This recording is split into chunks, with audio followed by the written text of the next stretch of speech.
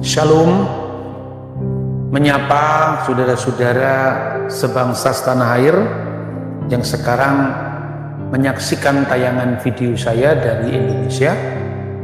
Saya ingin mengawali dengan secangkir kopi. Cukup menghangatkan badan. Ini saya berada di Hotel Plaza Crown di wilayah Dead Sea, Laut Mati. Namun ini berada di sisi Yordan, tidak di sisi Israel, dan Anda bisa melihat di sana bukit-bukit ya dengan sinar matahari, dengan terpaan sinar matahari, dan ini adalah Laut Mati. Saudara-saudara terkasih dalam Tuhan, pada pagi hari ini saya ingin menjawab satu pertanyaan yang sering dilontarkan kepada umat Kristen, yaitu istilah yang berkaitan dengan ajaran Tritunggal Maha Esa, bahwa Allah itu adalah satu hakikat dalam tiga pribadi. Apakah ini Alkitabiah? Saya harus katakan bukan hanya Alkitabiah, ini adalah ajaran yang rasuliah. Karena kalau saya hanya mengatakan Alkitabiah, itu bisa memancing tafsir bebas.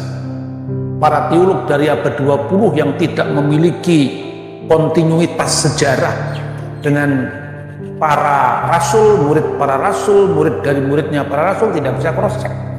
Tetapi apabila saya katakan Alkitabiah, lebih daripada itu rasuliah. Artinya ini ajaran yang secara apostolik bisa ditemukan kesinambungannya dari generasi ke generasi. Oke, apakah ada dalam Alkitab kata pribadi seperti yang dipakai dalam istilah dogmatika Kristen dan juga kata hakikat? Nah, saudara-saudara, sekalipun dalam perkembangannya istilah-istilah itu dimaknai lebih mendalam, tetapi istilah itu ada dalam Alkitab. Bahasa Yunaninya hakikat itu adalah ousia, sedangkan pribadi itu hipostasios, di mana kita bisa mendapati dua istilah itu.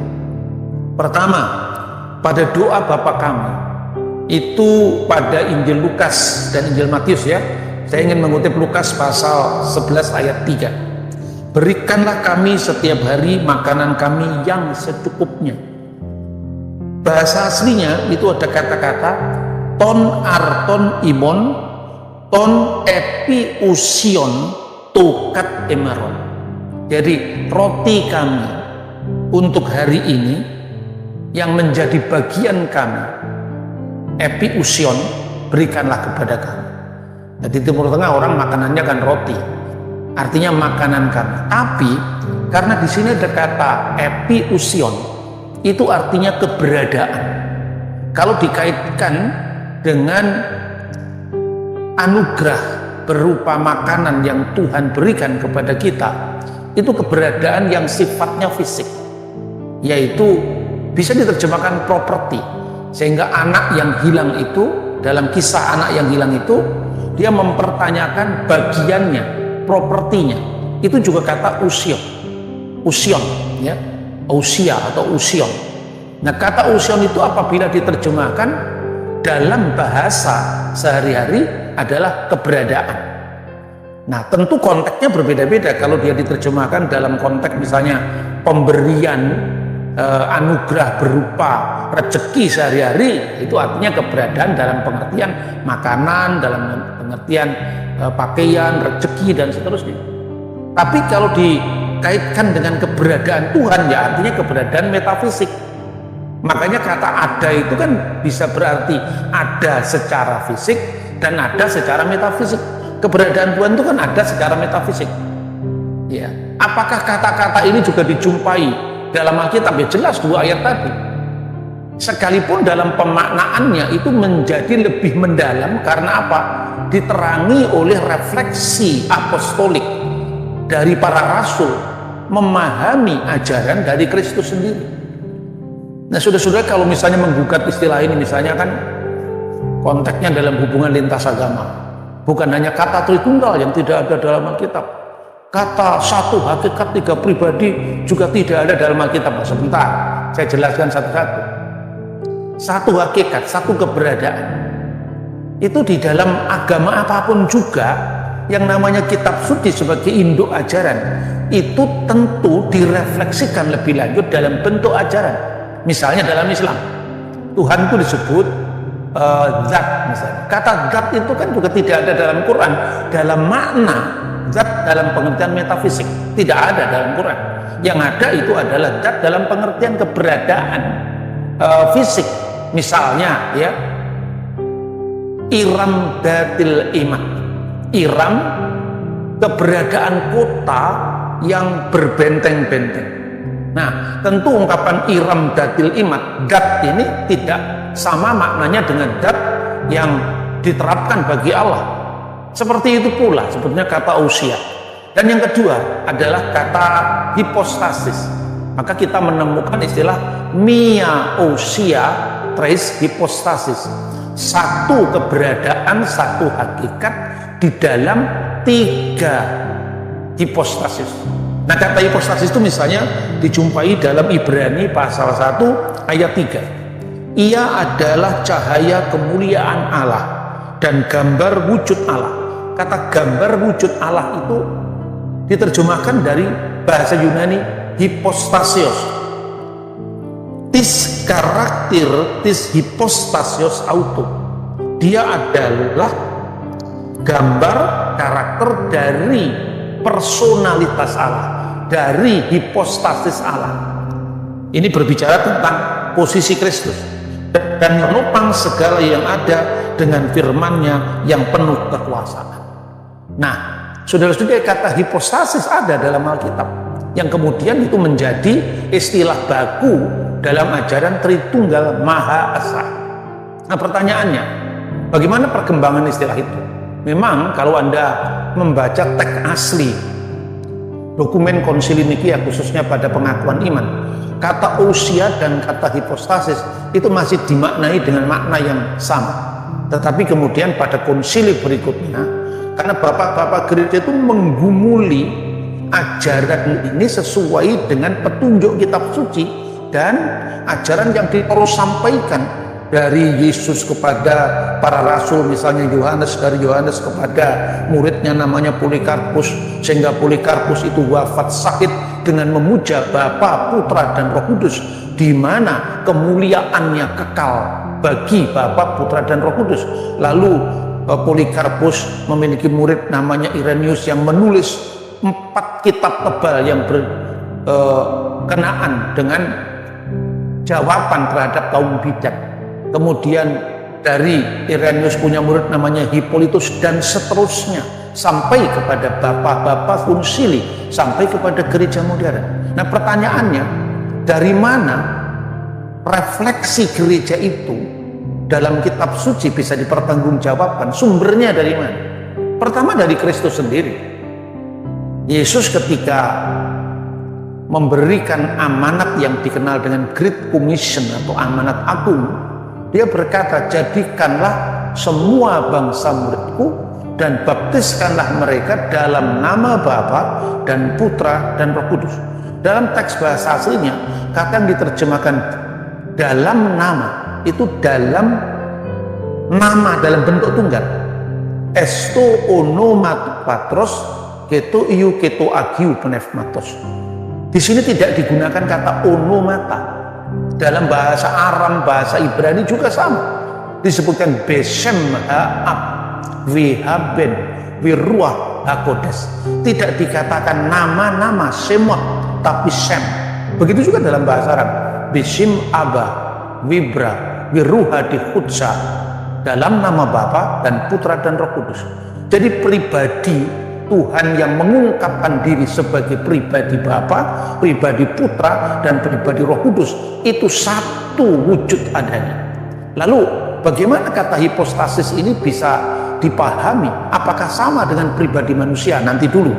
Saya ingin tunjukkan tentang kata Beshem, dalam nama. Maka kemudian gereja kuno, secara khusus kalau Anda melihat liturgi di gereja-gereja timur, baik ortodok maupun katolik Ritus Timur, Maka kita mengawali doa dengan tanda salib itu dengan Bismillah walibni warahil kudus al-ilahil wahid amin. Demi nama Bapa dan Putra dan Roh Kudus, ditegaskan yaitu Allah yang esa, Elohim Echad, ya, Beshem ha'ab wihaben wiruah hagodes ha Elohim Echad. Kenapa Elohim Echad? Karena kata Echad, kata wahid, kata esa itu merujuk kepada sang nama yang bentuknya tunggal tadi. Jadi dalam wujud ilahi yang satu ada firmannya yang kekal dan ada rohnya yang kekal yang diam di dalamnya sepanjang segala abad kemuliaan baginya. Nah, saudara-saudara, lalu kata pribadi di sini tentu bukan pribadi dalam pengertian pribadi yang terpisah. Lalu ketika saya mengutip Tertullian, orang mengatakan Tertullianus itu bisa salah. Ya betul lah, setiap bapak gereja itu bisa memiliki kelemahan, tetapi yang menjadi dasar dari ajaran ini bukan orang per orang, tapi konsili. Dan konsili itu sendiri dasarnya dari Alkitab. Ketika gereja mula-mula, gereja Yerusalem yang berlatar belakang Yahudi, banyak orang-orang Farisi yang menjadi percaya dan ingin memaksakan hukum Yahudi kepada orang Goyim, orang non-Yahudi, jemaat non-Yahudi. Padahal dari semula, sejak abad ketiga sebelum Masehi, Anda sudah bisa menemukan sebuah dokumen namanya Sefer Hayufelim di antara naskah-naskah Laut Mati. Tahun 2017 malah ditemukan lagi Sefer Hayufelim itu di gua ke-12 di Dead Sea Scroll di wilayah Wadi Qumran Laut Mati ini. Itu artinya apa? Di dalam buku dokumen Yahudi, tentu ini bukan Alkitab tapi semacam tafsiran terhadap Alkitab, itu sudah ada yang namanya 7 hukum Nuh, dan itu berlaku bagi orang-orang bukan Yahudi. Maka kalau dari awal Alkitab sudah mengenal yang namanya pluralisme hukum, maka kita tidak bisa memaksakan hukum Taurat kepada orang yang bukan Yahudi. Itu dasarnya, saudara-saudara. Nah, berdasarkan kesepakatan, bukan hanya kesepakatan, ini adalah ajaran Alkitab sendiri tentang pluralisme hukum tadi, maka para rasul merujuk kembali sesuai dengan apa yang dikatakan dalam kitab suci, bahwa bagi orang Yahudi berlaku hukum Yahudi, bagi orang Goyim berlaku hukum Nuh, yang disimbolkan dengan kutaruh gandewaku, kutaruh busurku di atas awan, sebagai perjanjian antara aku dan engkau. Dan saudara-saudara, maka gereja kemudian memutuskan atas putusan Roh Kudus dan putusan kami. Putusan Roh Kudus lewat putusan kami. Artinya apa? Gereja itu selalu mendasarkan ajarannya kepada karya Roh Kudus yang menyapa gereja melalui putusan kolektif. Itulah sebabnya yang mendasari konsili. Jadi konsili itu bukan hanya pendapat pribadi, pangkatmu itu apa, kamu juga jauh dari peristiwanya, hidup ribuan tahun setelah peristiwanya, bahasamu juga tidak sama dengan bahasa yang dipakai oleh bapak-bapak gereja dan para rasul, budayamu juga jauh berbeda dengan budaya yang dipakai oleh bapak-bapak gereja dan para rasul. Kok kita merasa bisa menyalahkan bapak gereja? Hati-hati, Anda bisa kualat kalau berpikiran liar seperti itu. Agama itu selalu ada patron. Agama apapun juga, sebebas apapun saudara-saudara Yahudi, dia memiliki 13 pengakuan iman Yahudi. Sebebas apapun, seliberal apapun saudara-saudara Muslim, dia memiliki rujukan, yaitu sunnah Allah dan sunnah Rasul. Ini kekristenan ini terlalu bebas, saudara-saudara. Jadi ketika saya membandingkan seperti ini, termasuk kata pengajian, kata dat, kata ausia dalam tradisi Islam maupun Kristen, itu bukan untuk membenturkan satu agama dengan agama lain, tapi untuk mencari paralelisasi bahwa Anda tidak perlu menjadi Kristen untuk Anda bisa paham ajaran Kristen. Anda tidak perlu menjadi Muslim untuk menjadi ajaran Muslim, dan jangan mengeluh-elukan kaum mu'alaf atau kalau sebaliknya murtad. Itu bukan nafas kita, bukan nafas kebangsaan kita yang Bhinneka Tunggal Ika. Maka silakan, sentosakah engkau dengan pilihanmu masing-masing, kata Bung Karno. Tapi jangan suka salah paham dan mempertahankan paham yang salah terhadap agama lain. Tak jemu-jemunya saya menyerukan ini, termasuk dimanapun saya berada. Bangun pagi saya minum kopi, kemudian saya membuat tayangan ini untuk menyapa teman-teman di tanah air, karena saya sendiri sekarang tidak tinggal di Indonesia, maka saya sangat rindu dengan tanah air, dengan menyapa teman-teman supaya selalu ada persekutuan antara kita. Secara khusus adalah komunitas yang saya bangun selama ini di Indonesia. Kembali kepada ajaran Tritunggal. Lalu ketika Yesus mengatakan demi nama Bapa, demi satu nama Bapa, Putra dan Roh Kudus, lalu bagaimana kita merefleksikan dalam perjalanan yang panjang, bukan hanya dalam sejarah Perjanjian Baru dan komunitas rasuli, tapi dalam Alkitab. Berkali-kali, ribuan kali saya berkata, Anda buka Alkitab pertama, kitab Torah, sudah ada refleksi tentang Bapa, Putra dan Roh Kudus. Orang Yahudi sendiri menyebut Allah itu sebagai Avinu Sheba Shemayim, Bapa kami yang di surga. Tanpa kesan fisik Allah itu berjenis kelamin. Tetapi dalam Alkitab, saat penciptaan itu sudah ada ungkapan Elohim, Ruach Elohim, wa Yumer Elohim. Pada mulanya Elohim misalkan dengan satu batu, satu kelereng, atau satu makanan, roti atau bakpao.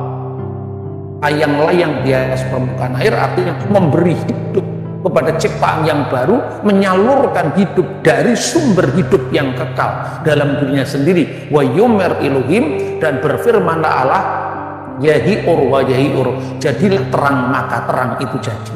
Maka formula basic, formula demi nama, formula esto unoma itu khas Kristen, dan itu selalu bermatra tiga, bermatra berdimensi tiga.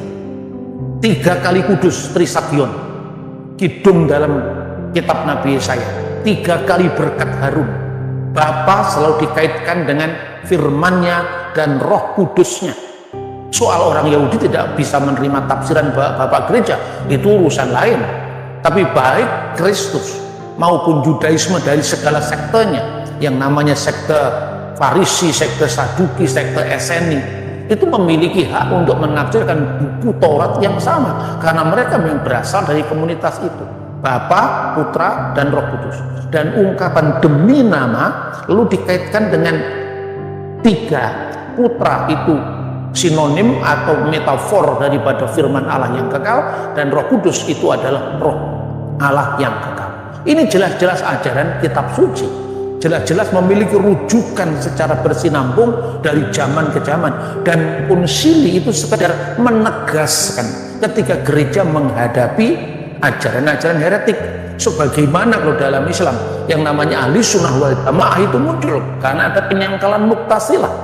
Mu'tazilah mengatakan bahwa Al-Quran sebagai firman Allah itu ciptaan. Nah, makanya muncul kata-kata barang siapa mengatakan Al-Quran itu adalah ciptaan, itu adalah makhluk, maka dia adalah kafir.